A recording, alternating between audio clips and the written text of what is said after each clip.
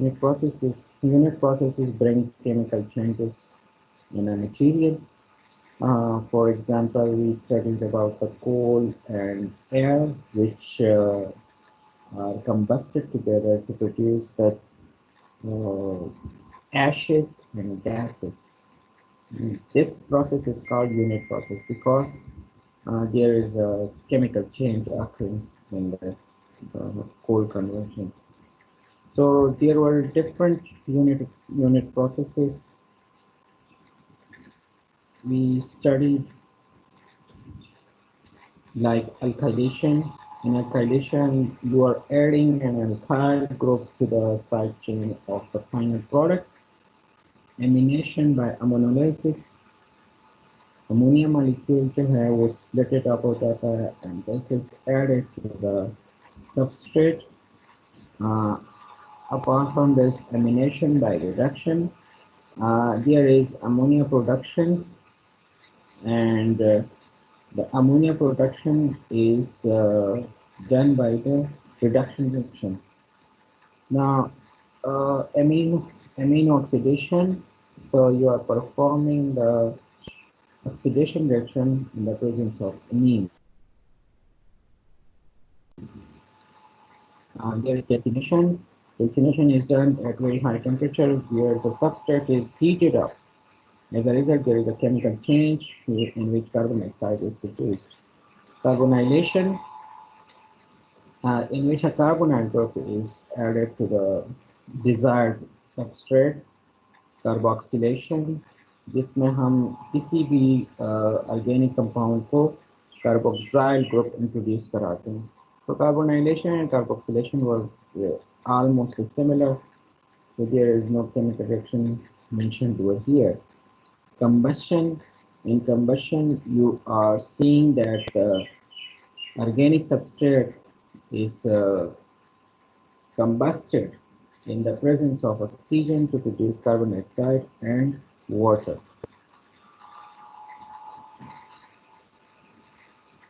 Similarly, condensation. So condensation is the production of water. Like in this reaction, benzaldehyde and acetaldehyde were reacted together to produce the sanamaldehyde. These two dots were showing the double bond plus H2O.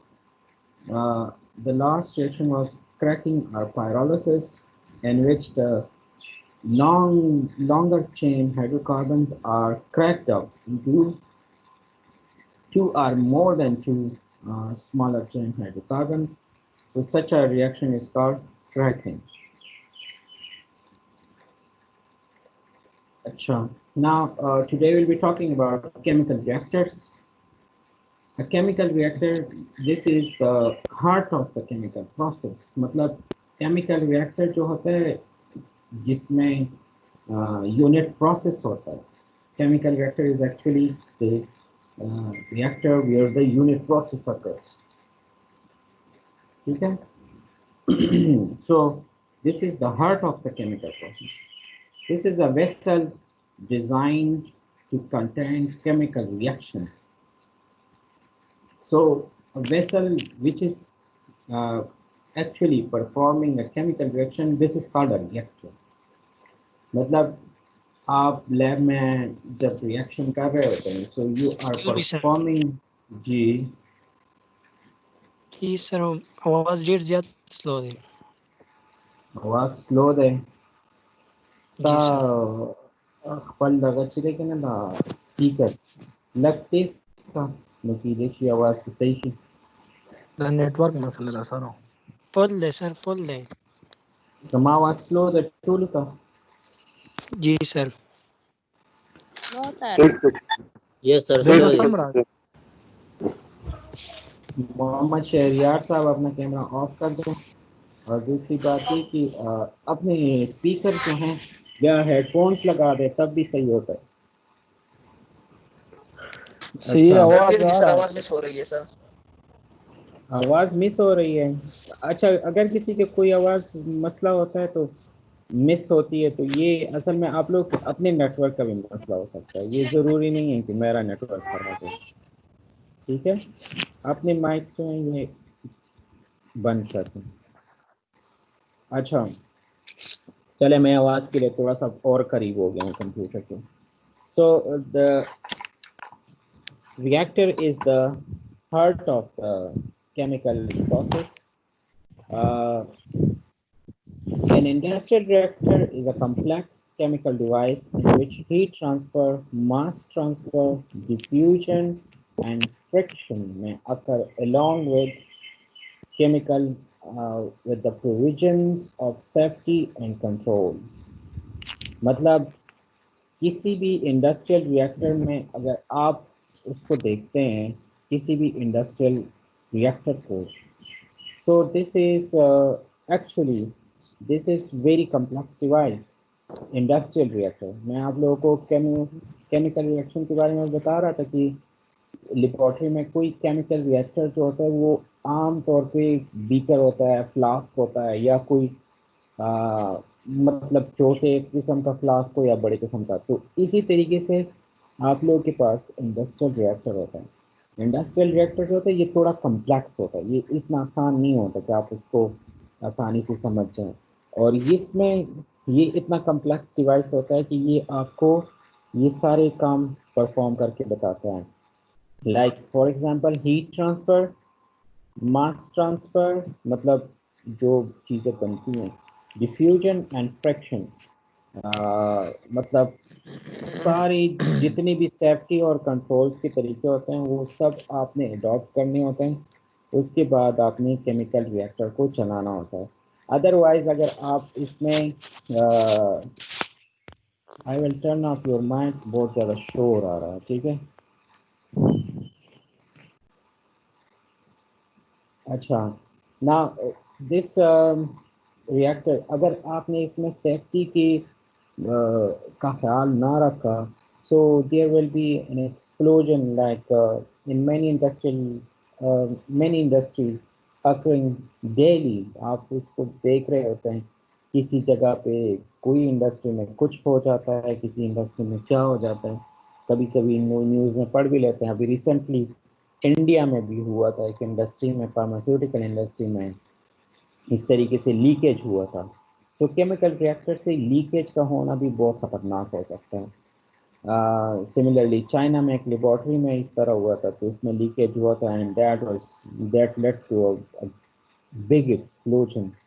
तो आप लोग भी इस चीज़ों का ख्याल रखेंगे कि केमिकल रिएक्टर में सेफ्टी और कंट्रोल्स का सब कुछ, ये आपको ये पता हो कि सेफ्टी और कंट्रोल कैसे करना है। तो ये चीज़ें पहले ही आपने इसका ख्याल रखना है। The design of an industrial reactor must satisfy the requirement in 4 main areas। मतलब कोई भी इंडस्ट्रियल केमिकल रिएक्टर जब आप डिज़ाइन करते हैं तो उसमें ये 4 चीज़ें होनी चाहिए: chemical factors, mass transfer factors, heat transfer factor, safety factors. मतलब आपने कोई केमिकल रिएक्टर डिज़ाइन किया है तो उसमें पहले केमिकल फैक्टर्स का ख्याल रखेंगे, मास ट्रांसफ़र फैक्टर्स का ख्याल रखेंगे, हीट ट्रांसफ़र फैक्टर्स और सेफ्टी फैक्टर्स। तो एक चीज़ भी आपसे रह गई ना, so the chemical reactor will be a failure। Like chemical factors, number 1, this involves the kinetics of the reaction, whether it is first order or second order or best and this chemical reaction engineering is built on the design must provide sufficient residence time to proceed the reaction for the required degree of reaction and conversion to products। मतलब आपका reaction जो आप लोग perform कर रहे हैं इसमें कभी फर्स्ट ऑर्डर भी हो सकता है, ज़ीरो ऑर्डर भी हो सकता है, सेकंड ऑर्डर भी हो सकता है। लेकिन आप जब ये रिएक्टर बनाएंगे ना तो उसको ऐसा बनाएंगे, पहले तो काइनेटिक्स को देखेंगे, दूसरी बात इसको ऐसे बनाएंगे कि इसमें केमिकल रिएक्शन के लिए मतलब जो दो केमिकल्स आप मिला रहे होते हैं तो उसके लिए सफिशिएंट टाइम, रेजिडेंस टाइम उसको मिले कि वो केमिकल्स एक दूसरे के साथ रिएक्ट कर सकें। और दूसरी बात कि रिएक्शन जो हो रहा है इस रिएक्शन में सफिशिएंट मतलब टाइम हो कि ये एक दूसरे के साथ कोलिजन कर सकें, ठीक है। सो इन चीज़ों का ख्याल रख के ये केमिकल फैक्टर्स हैं। तो ये चीज़ अगर आप ख्याल रखेंगे, so this will lead to the chemical factor satisfaction. ठीक है। अब दूसरा जो फैक्टर है वो है मास ट्रांसफर फैक्टर्स।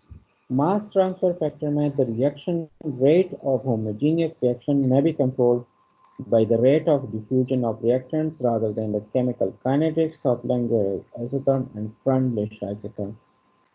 अब कोई भी रिएक्शन जो है वो किसी खास रेट से चल रहा होता है। ठीक है। फॉर एग्जांपल हम कहते हैं कि डाइजेस्टिव प्रोसेस है, डाइजेशन जो है ये अगर आप शुरू कर लें तो बायोलॉजी में ये लिखा हुआ है कि digestion is started when you are chewing your food. मतलब जैसे ही मुंह में चला जाता है फूड तो डाइजेशन स्टार्ट हो जाता है। लेकिन अगर आप माउथ में सिर्फ इस फूड को रखें तो it will take days to be digested and to be the part of your body. ठीक है। ये बहुत ज़्यादा टाइम लेगा। तो तब तक आप जो हैं ये डेज का टाइम जो है ये आपके पास नहीं है। हम तो दिन में 3-4 बार खाना खाते हैं। अगर हम एक वक्त भी खाना ना खाएं so you are feeling slow, retard, तो ऐसे सुस्ती और इस तरह की चीज़ें आ जाती हैं। तो ये चीज़ें अब ये मास ट्रांसफ़र फैक्टर भी इसी तरीके से हैं। ये ऐसी चीज़ें हैं मास ट्रांसफ़र फैक्टर कि ये जो रिएक्टेंट्स हैं इनको सफिशेंटली एनर्जी देते हैं या इनको कैटलाइज करते हैं या इनको आगे प्रोडक्ट्स तक जाने के लिए आसानी पैदा करते हैं। ठीक है। So they are actually the factors which are responsible to produce maximum products in a minimum time. ठीक है। तो लाइक हमारे स्टमक में जो है बहुत सारे एंजाइम्स हैं जो कैटलिस्ट के तौर पे काम करते हैं। Without those catalyst you can not imagine digestion. ठीक है। तो इस तरह मास ट्रांसफर फैक्टर्स भी बहुत इंपॉर्टेंट रहते हैं। तो मास ट्रांसफर फैक्टर्स जो इंडस्ट्रीज में होते हैं वो मोस्टली कैटलिस्ट से होते हैं। Heat transfer factors, these describe whether the reaction is exothermic or endothermic. In exothermic, heat is released outside, and in endothermic, heat is absorbed by the reactants. The value of heat of reaction is necessary to operate the chemical reaction. अब आपने इस चीज़ का भी ख्याल रखना है कि आप जो रिएक्शन परफॉर्म कर रहे हैं तो आप उसको देखें पहले कि ये एक्सोथर्मिक है या एंडोथर्मिक है। एक्सोथर्मिक में नेट एनर्जी जो होती है वो लॉस होती है, मतलब निकलती है बाहर। मतलब जब आप इनिशियल एनर्जी देते हैं और final energy as a result of that reaction occurs, वो नेट एनर्जी हम उसको कहते हैं ना। So the net energy output वो ज़्यादा हो तो इसका मतलब ये है कि आपके पास इन्वायरमेंट में एनर्जी बाहर आ जाती है। So this type of the reaction is called exothermic reaction, जिसमें हीट रिलीज होती है टू द इन्वायरमेंट। एंडोथर्मिक में जो बात होती है वो ये है कि एंडोथर्मिक में हीट एब्जॉर्ब होती है, नेट हीट एब्जॉर्प्शन होती है। मतलब जो आप हीट दे रहे होते हैं that is more than the heat produced inside the reaction after the chemical reaction occurs. इसको हम एंडोथर्मिक रिएक्शन कहते हैं। तो आप पहले इसकी नेचर को स्टडी करें कि ये एक्सोथर्मिक है या एंडोथर्मिक है। तो अगर एंडोथर्मिक है तो आप रिएक्टर को हीट करेंगे ताकि रिएक्शन आसानी से हो, और अगर एक्सोथर्मिक है तो आप रिएक्टर को हीट नहीं करेंगे। आप तब जब आप अगर आप उसको हीट करेंगे तो आप गलती कर रहे हैं। तो आप पहले ये आइडेंटिफाई करना ये बहुत ज़्यादा ज़रूरी है कि whether this reaction is exothermic और endothermic. if you don't know and you heat it up, the chemical reactor, it will cause explosion or destruction of the product as well। ठीक है। तो एक्सोथर्मिक में आपने क्या करना है, एक्सोथर्मिक में भी हीट रिलीज हो रही है तो एक्सोथर्मिक में आपने हीट निकालनी है उस रिएक्टर से। ठीक है। और एंडोथर्मिक में आपने हीट देनी है उसको। So the heat transfer factors will be satisfied if you know the nature of the chemical reaction occurring. Safety factors. Safety factors, the most important factors in a chemical reactor. This involves the confinement of hazardous reactant and product as well as the control of reaction and process conditions. मतलब safety factors इसका मतलब ये सिर्फ नहीं है कि हम किसी केमिकल रिएक्टर को एक्सप्लोजन से बचा लें, ठीक है। अब एक्सप्लोजन भी बचाना है, लेकिन आपने ये काम भी करना है कि आप हैजर्डस रिएक्टेंट्स, कभी कभार हमारे पास जो रिएक्टेंट्स होते हैं वो बहुत ज़्यादा ख़तरनाक होते हैं। मतलब हैजर्डस का मतलब ये होता है कि वो टॉक्सिक भी हो सकते हैं, ईदर टू मैन और प्लांट्स इवन, ठीक है। तो अगर आपके रिएक्टेंट्स या प्रोडक्ट्स जो हैं वो हैजर्डस हो, so you should confine them, मतलब उसको आपने रिएक्टर के अंदर रखना है, उसको बाहर नहीं जाने देना, ठीक है। लाइक अक्सर स्मोक प्रोड्यूस होती है, किसी भी रिएक्शन के बाद अक्सर स्मोक प्रोड्यूस होती है। तो स्मोक जो है ये डिफरेंट किस्मों की होती है। कभी कभार नॉर्मल स्मोक होती है तो हम उसको रिलीज़ कर देते हैं, उसमें कार्बन डाइऑक्साइड और ये चीज़ें होती हैं, तो उसको तो रिलीज़ करना आसान है और कोई मसला भी नहीं होगा। सिर्फ ये हो जाएगा कि इन्वायरमेंटल कार्बन डाइऑक्साइड जो है वो इंक्रीज़ हो जाएगी क्वांटिटी में, which will cause green house effect. लेकिन अगर स्मोक में कोई टॉक्सिक गैस भी है अलॉन्ग विद कार्बन डाइऑक्साइड, तो अगर आप उसको रिलीज़ कर दें, so it will be the part of the environment, तो उसको हम इनहेल करते हैं, तो we are diseased because of inhaling the toxic air, ठीक है। तो इसलिए अक्सर कहा जाता है कि जो भी गन मंद होता है उसको ना जलाया करें, इसका कुछ भी नहीं पता चलता कि इससे कौन सी गैसेस निकलती हैं, ठीक है। सेफ्टी फैक्टर्स के लिए लोग कहते हैं। Based on these factors, the reactor types are as follows. मतलब अगर आप ये सारे फैक्टर्स का ख्याल रखेंगे तो आपके पास रिएक्टर्स के ये टाइप्स होंगे। मोड ऑफ ऑपरेशन पे बैच और कंटिन्यूस रिएक्टर होगा।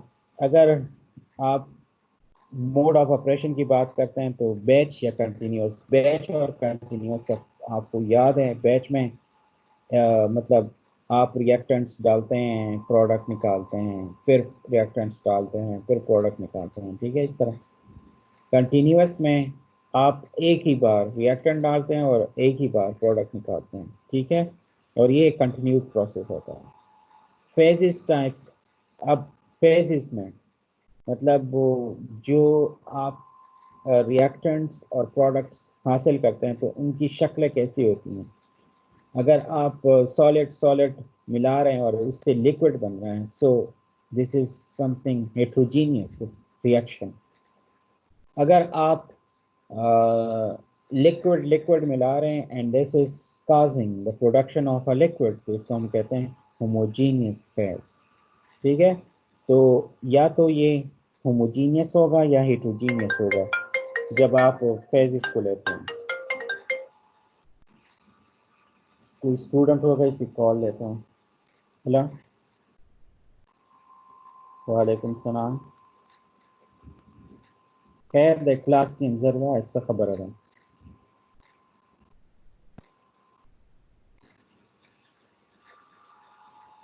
इस मसला में नते फ़ाइल एम एस की गलत से मसला में कैटेगरी के गलत नहीं है सर, इस प्रॉब्लम ब्या बर सर रोज का खबर हो कम लस को जी ब्या साल होता था।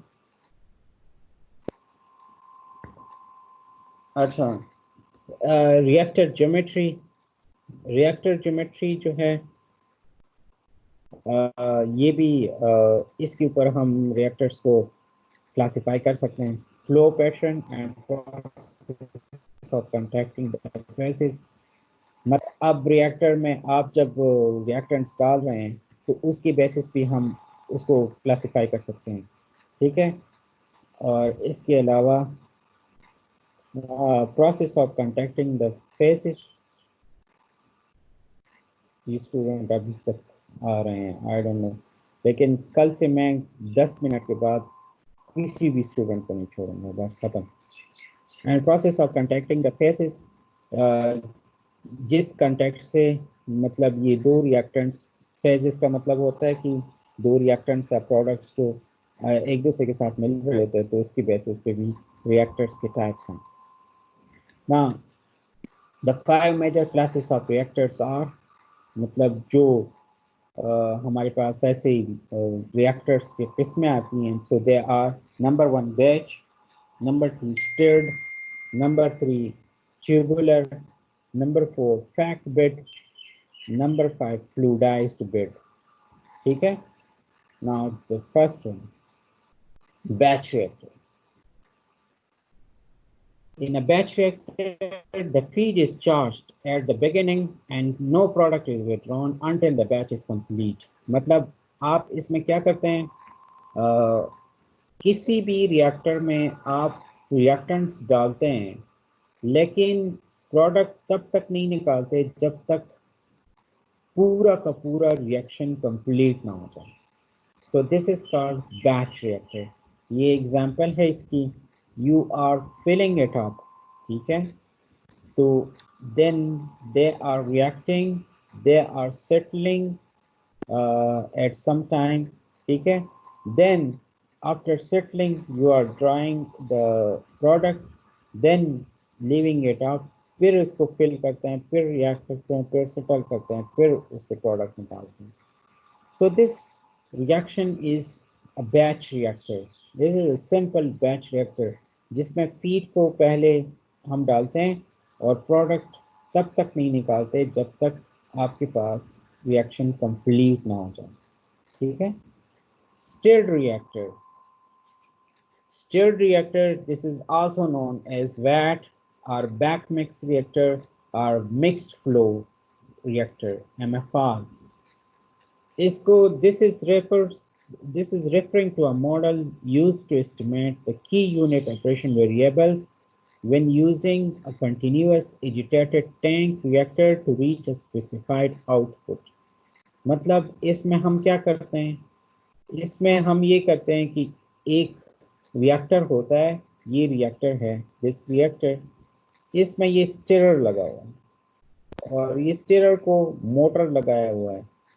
जिस तरह आप लोगों ने देखा होगा एक सिंपल स्टिर्ड रिएक्टर जो है वो जिससे हम मक्खन निकालते हैं, ये एक घरों में होता है, that is the stirred reactor, ठीक है, याद होगा, that is the simplest stirred reactor. जो लस्सी शोमले जुदा के and then you are having that makhan isolated from the mixture, so that is a stirred reactor। so इसमें हम क्या करते हैं, जो chemical reaction होता है वो हम feed कर देते हैं and then perform stirring, ठीक है, मतलब agitated tank होता है, agitated का मतलब होता है this is continuously stirred, इसको बाकायदा तौर पे स्टीयरिंग को उर्दू में क्या कहा जाता है, मिक्स किया जाता है, ठीक है। In a perfectly mixed reactor, reagent is instantaneously and uniformly mixed throughout the reactor upon entry। जो भी reactant आप डालते हैं तो वो stirring की वजह से एक दूसरे के साथ जल्दी जल्दी mix up हो जाते हैं, ठीक है। So this type of the reactor, this is different than the batch reactor। Batch reactor में आप simple filling करते हैं, फिर इंतज़ार करते हैं कि ये रिएक्ट कर ले, फिर सेटल हो जाए प्रोडक्ट और प्रोडक्ट आइसोलेट करते हैं, देन यू आर परफॉर्मिंग। लेकिन इसमें आप कोई इंतज़ार नहीं करते, यू आर परफॉर्मिंग स्टीयरिंग। तो इसमें ये बात है कि बैच में कोई इलेक्ट्रिसिटी यूज़ नहीं हो रही, लेकिन इसमें बाकायदा तौर पे इलेक्ट्रिसिटी यूज़ हो रही है। So this is also needing continuous supply of electricity. Tubular reactor, tubular flow reactor TFR is a tube or pipe through which reactants flow and are converted to products।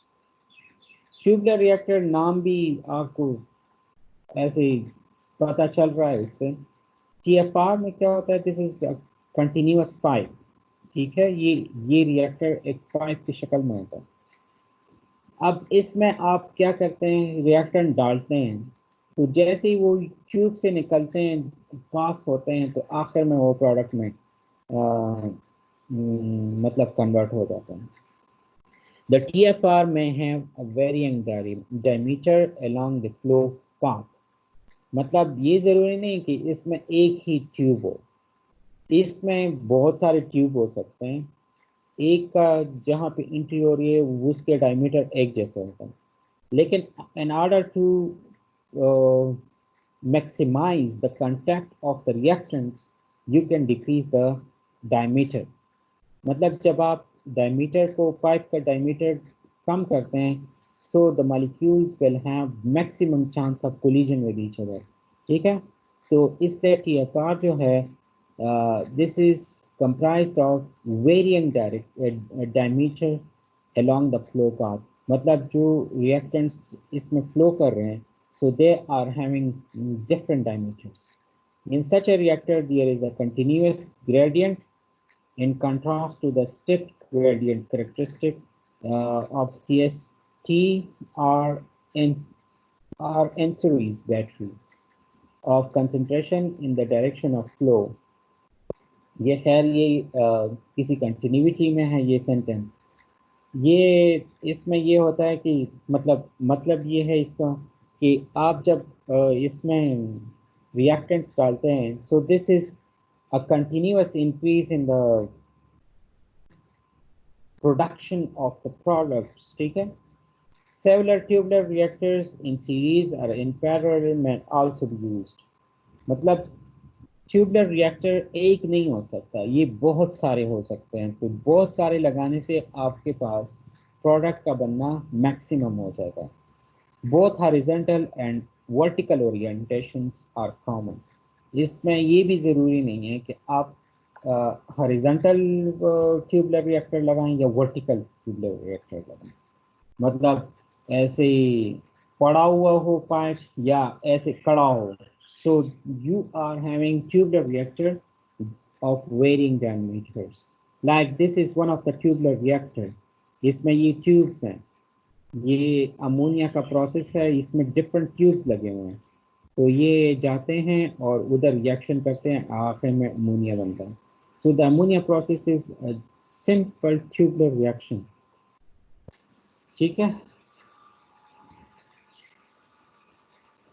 कल से ये याद रखते हैं। I am repeating again, 9:42 हो गए हैं and I have almost 37 minutes class, और अभी आप लोग आ रहे हैं, तो दिस इज हाईली इम्प्रॉबेबल। कल से 5 मिनट 10 मिनट तक के बाद मैं किसी को नहीं छोड़ूंगा, और ये मेरे कंट्रोल में होता है। अच्छा जी, next reactor is called packed bed और fixed bed reactor। Fixed bed reactor is a cylindrical tube filled with catalyst pellets with reactants flowing through the bed and being converted into products। इसमें ये होता है कि bed तो आप लोग जानते हैं ना, bed is a kind of bed जो हमारे घरों में भी होता है, bed. So this is a bed, here is a bed created in the path of the flow of the reactants। ठीक है, तो ये बेड जो है ये एक्चुअली क्या करते हैं, ये रिएक्टेंट्स उधर जाते हैं तो थोड़ी देर के लिए उधर रुक जाते हैं। तो वो रुकने से ये हो जाता है कि उधर रिएक्शन इनके दरमियान हो जाता है। जब उस उधर से बेड से नीचे ट्रिकल करते हैं, अभी आप लोग देख लेंगे उसका, तो नीचे जब वो जाते हैं तो वो रिएक्टेंट्स नहीं होते बल्कि वो प्रोडक्ट्स में कन्वर्ट होता है। ठीक है, तो आप जब इंट्रोड्यूस कराते हैं रिएक्टेंट्स को, तो उसमें अक्सर हम रिएक्टेंट्स भी इंट्रोड्यूस कराते हैं, लेकिन कभी कभार हम रिएक्टेंट्स के साथ कैटलिस्ट भी डाल देते हैं ताकि बेड तक पहुंच के उधर जब ये थोड़ी देर के लिए रुकते हैं, so they will be reacting with each other to produce the products. Like मैं आपको ये शक्ल दिखा दूँ तो फिर आगे जाते हैं। Like this one, this is a bed. ठीक है, ये बीच में बेड लगा हुआ है। So the reactants are entering and the products are getting out. अब बेड की शक्ल इन्होंने दिखाई है, ये देखें बेड ऐसे होता है, इसमें छोटे छोटे से ऐसी खाली क्रीविसेस होते हैं, मतलब जगह होती हैं, तो वो क्रीविसेस से ऐसे ये मटेरियल ऐसे आहिस्ता आहिस्ता ट्रिकल करके डिफ्यूजन प्रोसेस से निकलते हैं। सो बेड जो है it is actually the medium of the reaction, इसी के ऊपर रिएक्शन होता है।